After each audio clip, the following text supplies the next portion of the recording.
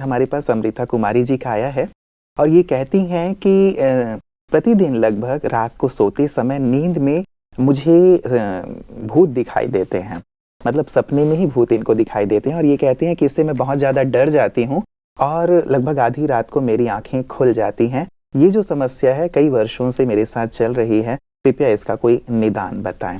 भूत दिखते हैं रात को। तो एक्चुअली कुछ लोग भूतों में विश्वास करते हैं, कुछ नहीं करते हैं, वो तो एक अलग सब्जेक्ट है, हम उस पर चर्चा करते ही रहते हैं। इनकी समस्या कुछ भी इनको दिखता हो, छाया, लोग तो कह देते हैं इनको ये साइकेट्रिक प्रॉब्लम है। वैसे ये सपने में है ब्रदर जी। कई लोग ऐसा भी सोचते हैं सपना है, dream is dream, why to worry, dream पूरा हो गया लेकिन अब उसको रोज दिख रहा है तो उसको चिंता तो होती ही होगी।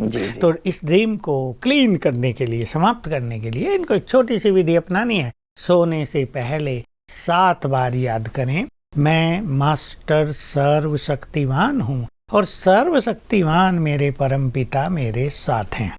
बस उसकी एनर्जी फैल जाएगी, इसके ब्रेन में भी जाएगी, इसके माइंड को भी अफेक्ट करेगी और इस तरह के सपने जो ऐसे ही होते हैं बिना मतलब के समाप्त हो जाएंगे। बिल्कुल, मतलब ब्रदर जी कई बार ऐसा होता है कि ये जो रात को इनको जो सपने दिखाई दे रहे हैं, अब ये उठ गए घबरा करके, तो उसके बाद फिर इन लोगों को नींद नहीं आती है। तो ऐसी स्थिति में जब बहुत डर लग रहा है, नींद नहीं आ रही है, तो फिर विशेष क्या किया जाए? ऐसी स्थिति में यदि इन्होंने ज्ञान लिया है तो अव्यक्त महावाक्यों का अध्ययन कर लें 10-15 मिनट, ताकि वो विचार बदल जाएं। अन्यथा वो विचार हावी रहते हैं, क्योंकि इसको लंबे काल से हो रहा है तो वो विचार इस पे हावी रहना संभव है। उस टाइम तुरंत 10-15 मिनट लगाएं, मुकाबले इसके कि वो लेटी रहें और डरती रहें और बुरा बुरा फीलिंग करती रहें। बैठें, लाइट जलाएं या बाहर बैठ के अव्यक्त मुरलियां हम जिन्हें कहते हैं, ईश्वरीय महावाक्य जो हमारे पास भंडार हैं, कितने बुक्स हैं उसकी, उनका अध्ययन करे और उस टाइम भी 7 बार याद कर ले, मैं मास्टर सर्वशक्तिवान हूँ, it was nothing but a dream, ये रियलिटी नहीं थी, कुछ नहीं है, ये कुछ नहीं, मैं इन सबसे पावरफुल हूँ। अपने को इस तरह थोड़ा बाहर आकर, पैसेज हो, वरांडा हो, और थोड़ा ऐसा अपने को जागृत में तो डर गए होंगे तो पैसेज में तो डर लगता है और बहनों को ज्यादा डर लगता है, कोई पकड़ न ले, बाहर भूत न खड़ा हो, तो ऐसा कुछ नहीं है। ऐसा अभ्यास करेंगे। इनको भूत आ रहे हैं, वास्तव में कारण क्या है? अब देखिए, सबकॉन्शियस माइंड में भिन्न भिन्न तरह की फीलिंग्स भरी रहती हैं, जन्म जन्म की। स्वप्नों की बहुत सारी तरह से डेफिनेशन दी गई है। कहीं इनकम्प्लीट डिजायर स्वप्नों में मनुष्य पूरी करता है। ड्रीम साइकोलॉजी एक बहुत बड़ी साइकोलॉजी है, मैं भी इसका बहुत अच्छा अध्ययन किया था, अब तो मुझे वो सारी बातें याद नहीं, पर सबकॉन्शियस माइंड में लंबे काल से जो कुछ भरा, हजारों साल से भी, क्योंकि रात को सबकॉन्शियस माइंड एक्टिव हो जाता है तो वो सब जागृत हो जाया करता है। तो इसको क्लीन करना है, हमें इसी के लिए राजयोग और ज्ञान और ये हमारी जो सब प्रैक्टिसेज हैं ये बहुत ही इम्पोर्टेंट हैं। इसलिए राजयोग का अच्छा अभ्यास करके सोना चाहिए। ये समस्या जो स्वप्नों की है, मुझे भी बचपन में थी, ऐसे नहीं आते थे, पर स्वप्ने आ रहे, कुछ भी, यहाँ जा रहे, वहाँ जा रहे, ट्रेन छूट रही है, बैग लेके उठा रहे, बैग कहीं छूट गया है, ट्रेन निकल रही है, दौड़ रहे ऐसे सपने। तो ये सब हैं, सबकॉन्शियस माइंड में भरी हुई हैं। मनुष्य संकल्प भर लेता है, अनुमान लगा लेता है कि कहीं मैं ट्रेन में जा रहा, ट्रेन छूट न जाए, मेरा बिस्तर और मेरी अटैची पीछे न छूट जाए, ऐसे संकल्प मनुष्य करता है। तो वो सबकॉन्शियस माइंड उन्हें रिसीव करता रहता है, स्वप्न के रूप में वो जागृत होते हैं जी। इसलिए सबकॉन्शियस माइंड को क्लीन करने के लिए रात को सोने से पहले 15-20 मिनट अच्छी योग की प्रैक्टिस करें, और जो मैंने पहले भी कहा, 5 स्वरूपों का बहुत अच्छा अभ्यास करेंगे, बहुत सारी चीजें क्लीन होने लगेंगी। जी। मैं ऋत्वी हूँ, मुंबई बोरीवली में रहती हूँ। मेरे परिवार में मेरी सास, हस्बैंड और मेरी 3 साल की बेटी है। मैं पीस ऑफ माइंड चैनल पर अवेकनिंग विद ब्रह्मा कुमारीज और समाधान प्रोग्राम देखती हूँ और इसी के माध्यम से मैं विद्यालय से जुड़ पाई हूँ। 3 साल से मुझे रात को रोज भयानक सपने आते हैं। ये भी सपनों से जुड़ा हुआ है ब्रता जी। इसमें मुझे अलग अलग लोग अलग अलग जगह दिखाई देते हैं, जिन्हें मैंने पहले कभी नहीं देखा। ये क्या है मुझे समझ में नहीं आ रहा, इसलिए मैंने भगवान का नाम स्मरण करना शुरू किया। जब भी नाम स्मरण करके सोती हूँ तो और सपने भयानक आने लगते हैं, और जब मैं मेडिटेशन करके सोती हूँ तब ये और ज़्यादा बढ़ जाते हैं। तो इसका कारण क्या है? मेडिटेशन करने के बाद तो स्थिति सामान्य हो जानी चाहिए, लेकिन ऐसे भयानक सपने क्यों आ रहे? कभी कभी प्रारंभ में मेडिटेशन जब मनुष्य करता है तो उसकी कई निगेटिव चीज़ें भी एक्टिवेट हो जाती हैं, वो निकलने लगती हैं।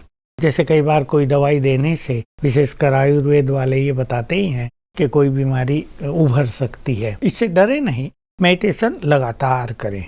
मैं समझता हूँ, मुझे पूर्ण विश्वास है कि 15 दिन यदि ये करें लगातार, आधा घंटा जरूर करें सोने से पहले। उसके चिंतन में नहीं, परमात्मा चिंतन में धीरे धीरे ये पाएंगी कि वो जो ज्यादा आने लगे इसको, वो समाप्त होके धीरे धीरे माइनस की ओर चलेंगे। कईयों के जीवन में और भी जैसे कुछ नुकसान होना शुरू हो जाता है या कुछ और होना शुरू हो जाता है, तो लोग भी कहने लगते हैं कि देखा, अच्छे तुम मेडिटेशन करने वाले योगी बने हो और ज्यादा समस्या आने लगी हैं।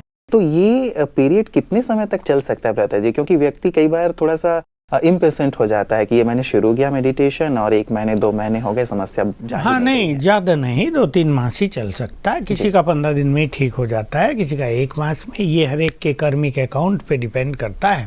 पर ये सत्य है, हमने देखा है कि कई लोगों की इम्प्योरिटी जागृत हो जाती है, कईयों के जीवन में विघ्न आने लगते हैं, कईयों को और तूफान जैसी स्थिति आ जाती है, तो ये ठीक हो जाता है। लेकिन कभी कभी ऐसा भी होता है कि अच्छे कार्य के लिए और साधनाओं के मार्ग में बाधाएं भी आया करती हैं।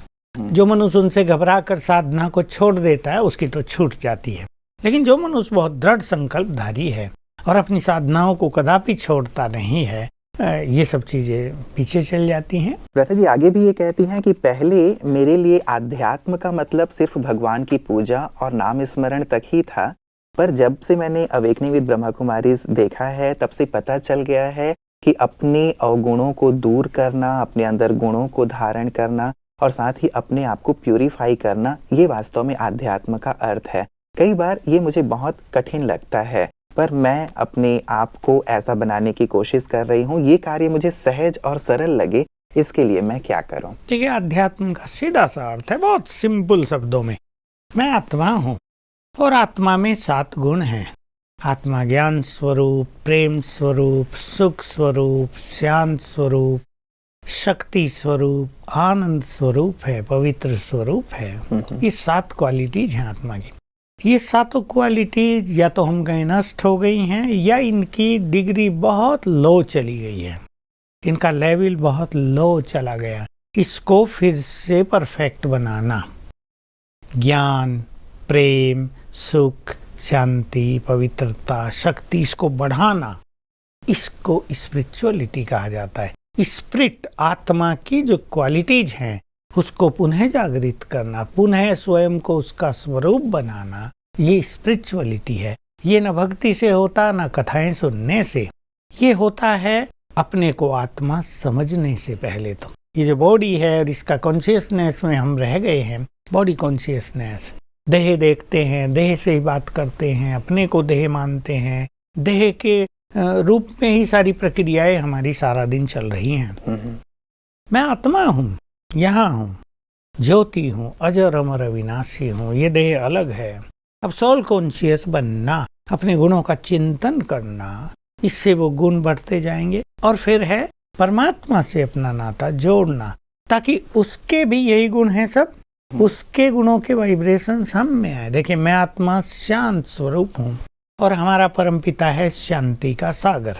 अब हमारी शांति की डिग्री मान लो 10 रह गई है 100 में से, फिर हम शांति के सागर से योग युक्त होंगे तो हमारी ये डिग्री बढ़ने लगेगी ना, उसके शांति के वाइब्रेशंस हमें आने लगेंगे। अब ये 15, 20, 25, 30 बढ़ेगी। ऐसे ही प्योरिटी, आत्मा में प्योरिटी, हम सब प्योर थे मूल रूप में, अब हमारी प्योरिटी का लेवल बहुत कम आ गया, मान लो वो भी 10 डिग्री पर आ गया, 5 डिग्री पर आ गया। हम पवित्रता के सागर पतित पावन से बुद्धि योग लगाएंगे, उसकी शक्तियाँ, प्योर वाइब्रेशन हमें आएंगे, हमारी ये डिग्री बढ़ेगी, 20, 25, 30, 50, 100 तक जाएगी। तो इसको सोल कॉन्शियस होने से इस तरह हम स्पिरिचुअल हो जाएंगे, यानी टोटल बॉडी कॉन्शियसनेस छूट के सोल कॉन्शियसनेस में आ जाएंगे।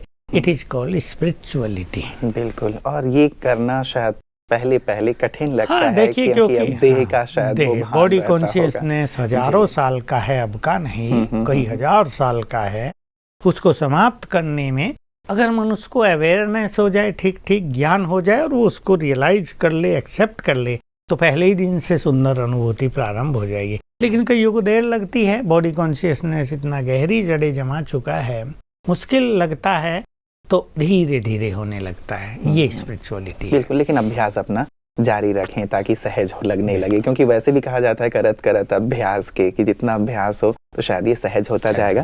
दादा जी, अगला हमारे पास जो मेल आया है वो भूपेंद्र जी का है। ये कहते हैं कि मैं 4 साल से विद्यालय से जुड़ा हुआ हूँ और अभी मैं जिस ऑर्गेनाइजेशन में कार्य करता हूँ वहाँ पे जो मेरे बॉस हैं वो चोर किस्म के हैं। जो ऑर्गेनाइजेशन में खर्च किया जाना चाहिए ये फॉल्स बिल बना करके दे देते हैं और वो सारा हजम कर लेते हैं।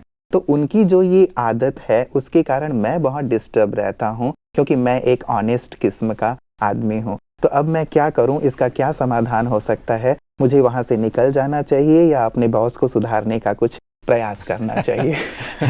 देखिए, जो ऑनेस्ट हैं संसार में उनको दूसरे की डिसऑनेस्टी प्रिय नहीं लगती है, ये तो बड़ी नेचुरल सी चीज़ है। लेकिन क्या करें, अब कलयुग का अंत है और अनेक अधिकारी मनी माइंडेड हो चुके हैं।